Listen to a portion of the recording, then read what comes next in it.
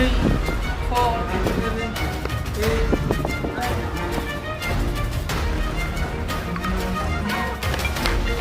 पीछे एक कोच है जो इन्हें लड़ा रहा है।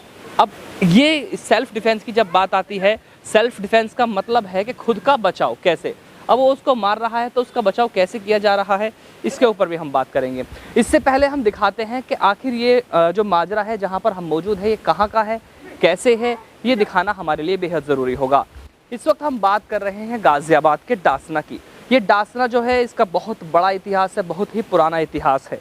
और इसी इतिहास की तरफ चलते हैं तो हम सब कुछ भूल जाएंगे, लेकिन हम अपने स्पोर्ट्स की तरफ आते हैं। लेकिन अगर थोड़ा सी जानकारी हम आपको दें तो हज़ारों साल पुराना ये कस्बा है और इस कस्बे में पहले यहाँ पर पटाखे खिलाड़ी हुआ करते थे। लेकिन अब जैसे जैसे समय बदलता चला गया है वैसे वैसे दौर बदला है। इस दौर के साथ में एक नया दौर आपके सामने नज़र आ रहा है। इस दौर को लेकर के चलते हैं कि यहाँ पर कैसे शुरू हो रहा है। इस दौर की अगर हम बात करेंगे तो हमारे पीछे तस्वीरों में देखेंगे कि ये जो मैट यहाँ पर लगी हुई है, ये मैट बिछाई जाती है, इस पर ही ये ट्रेनिंग करते हैं। आप हमारे तस्वीरों में दिखाएंगे कि ये एक देख रहे होंगे गुब्बारा सा है जिसके अंदर कुछ भरा हुआ है, इस पर भी ये प्रैक्टिस की जाती है। ये लकड़ी के जो आप देख रहे होंगे पूरा।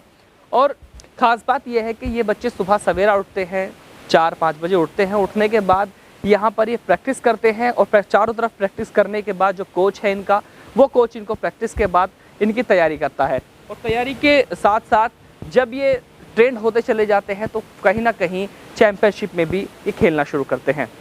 चलिए थोड़ा सा यहाँ की जानकारी के साथ और बताते हैं। आप हमारे पीछे तस्वीरों में देखेंगे कि ये छोटे छोटे पौधे आप देख रहे होंगे।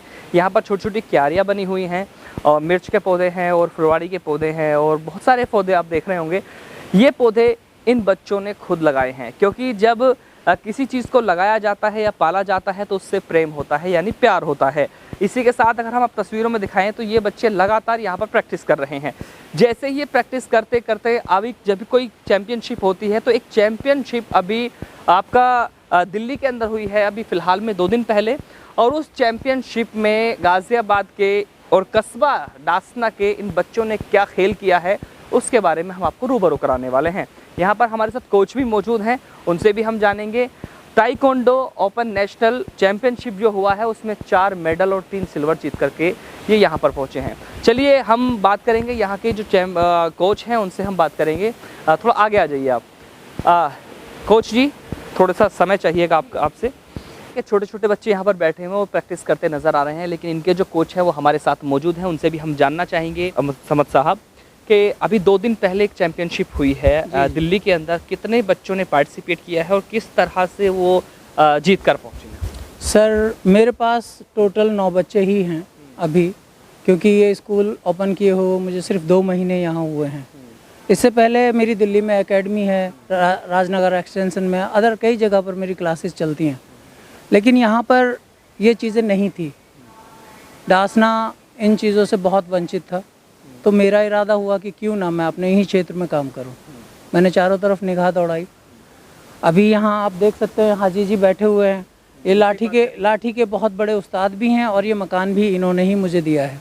अच्छा चलिए, जैसे कि हम चारों तरफ मकान की आपने बात की है, या आपकी जो स्कूल है बोर्डिंग स्कूल है, यहाँ पर कुछ बल्लियाँ नज़र आ रही हैं, कुछ लकड़ी का सामान है और ये आपका एक लटका हुआ बैलून टाइप में है, मैट लगी हुई है, मतलब इतना कुछ खास इक्विपमेंट आपके पास नहीं है, लेकिन फिर भी आप एक अच्छी प्रैक्टिस के साथ में गोल्ड मेडल की आप हकदार हैं, जीत के लेकर के आ रहे हैं।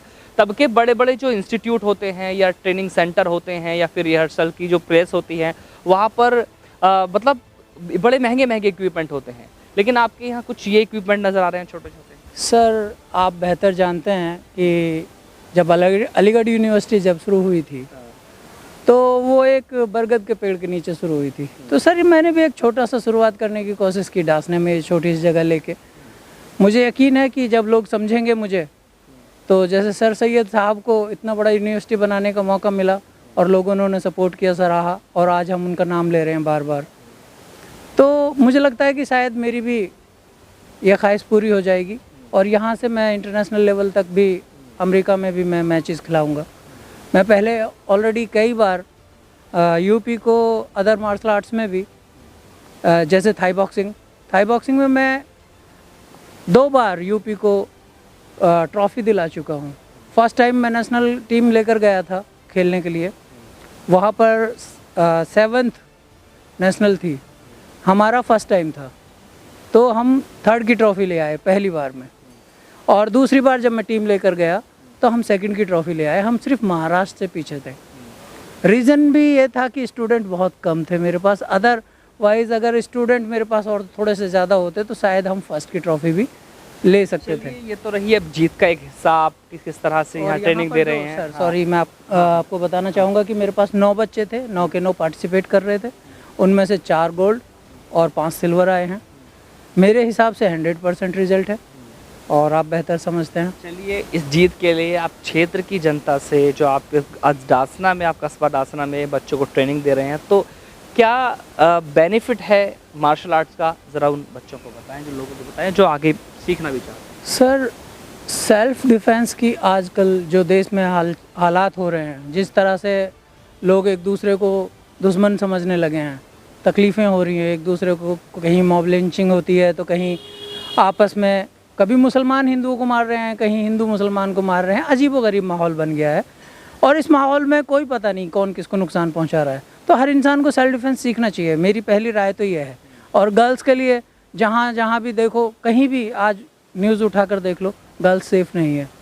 तो गर्ल्स के लिए मैं स्पेशली बोलना चाहूँगा कि गर्ल्स को सेल्फ डिफेंस सीखना ही चाहिए। 101% हर किसी गर्ल्स को मैं कहूँगा। मेरी बेटी यहाँ पर ट्रेनिंग देती है, अभी मैं आपसे उनको मिलाऊँगा इंशाल्लाह। तो अगर गर्ल्स यहाँ सीखने आएंगी तो मेरी बेटी ही उन्हें ट्रेंड करेगी। हमारे पास गर्ल्स कोच है। बुलाना चाहेंगे उन्हें भी, आप उन्हें बुलाइए गर्ल्स कोच को। खुशबू, इसी के साथ में हम बात करेंगे, यहाँ उर्दू में जैसे कोई ट्रेनर कहा जाता है तो यहाँ खलीफा बोला जाता है। अब क्योंकि वो पुराने खिलाड़ी हैं, उनसे भी हम बात करेंगे। आ जाइए, आप आगे जाइए। सबसे पहले आपका शुक्रिया है एशियन न्यूज़ में, और इसी के साथ में बात करेंगे आपसे, जैसे खलीफा कहा जाता है तो किस किस तरह की ट्रेनिंग दी जाती थी और कैसे लोग फिट रहते थे। हम पुरानी बातों पर चलते हैं। खलीफा ये जैसे अखाड़े मुहर्रम पर उठते हैं, उसका खलीफा मुझे बनाया गया और उन्हीं में जो अच्छा होता है उसी को बनाया जाता है। उसी में वे खेल करा जाते हैं, बन्नैती है, पटा है, ये गदका है, इसी काम को जो करते हैं, चलाते हैं, उसी में चलते आ रहे हैं। अब मेरे साथ के ख़त्म भी हो गए, अब काम थोड़ा ढीला भी हो गया, अब तो बंद सा ही होता जा रहा है। बाकी चलता रहे तो अच्छा ही है। यूँ कितना ज़रूरी है वैसे ही? ज़रूरी अपनी सेहत के भी लिए अच्छा है, अपनी हिफाजत के लिए भी अच्छा है, तो ज़रूरी भी है। होते भी हमारे बड़े बूढ़े करते आ रहे हैं तो होना भी चाहिए। बाकी अब जितना शौक़ रह रहा है इतना ही करते भी आ रहे हैं। चलिए, अपने क्षेत्र की जनता को क्या कहना चाहेंगे और उन लोगों को क्या कहना चाहेंगे जो आपके शागिर्द रहे? अब उनका जो शौक़ है वो ख़त्म होता जा रहा है, या कर रहे हैं या मिल रहे हैं। ये चल नहीं पा रहा, अब जो चलाना चाह रहे हैं तो चल भी सकता है। और ये तो पुराना ही शौक़ चला आ रहा है, अखाड़े का तो चलता ही आ रहा है बड़े बूढ़ों से। अब ये शागिर्द आवें मिलें तो उनसे कुछ कहा जावे, चलाया जावे, तो यही है कहने की बात। क्योंकि हम तो बुढ़ापा आ गया अब करते करते, अब ना करें तो मेरे क्या बस की बात है। तो मैं तो अब तक कर रहा था। तो आपको पूरा क्षेत्र देख रहा था, आप उनसे क्या कहना चाहते हैं, बच्चों से क्या कहना चाहते हैं इस खेल को लेकर या इस पटा को लेकर के जो आप सिखाते हैं? कि सीखना कितना ज़रूरी है अगर वो आते हैं आपके पास और आपकी बात सुनते? और वे आवें, जितना शौक़ रखते हों, जितना मेरे बस की है मैं उनको इतना शौक़ करा देता, जितना मेरे बस की है, जितना मुझे बनाया गया बड़े बूढ़ों ने।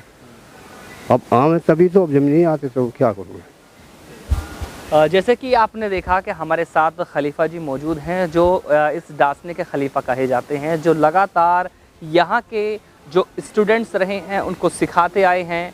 और इसी के साथ आज भी उनका ये कहना है कि अगर लोगों में इस चीज़ की चाहत है कि वो कुछ सीखें, कुछ करें, अगर कुछ चाहत है उनके अंदर, तो वो अभी भी जो है अखाड़े को चलाने के लिए तैयार हैं। और क्योंकि अखाड़ा चलाना ही नहीं, अखाड़ा तो यहाँ लगातार चल रहा है।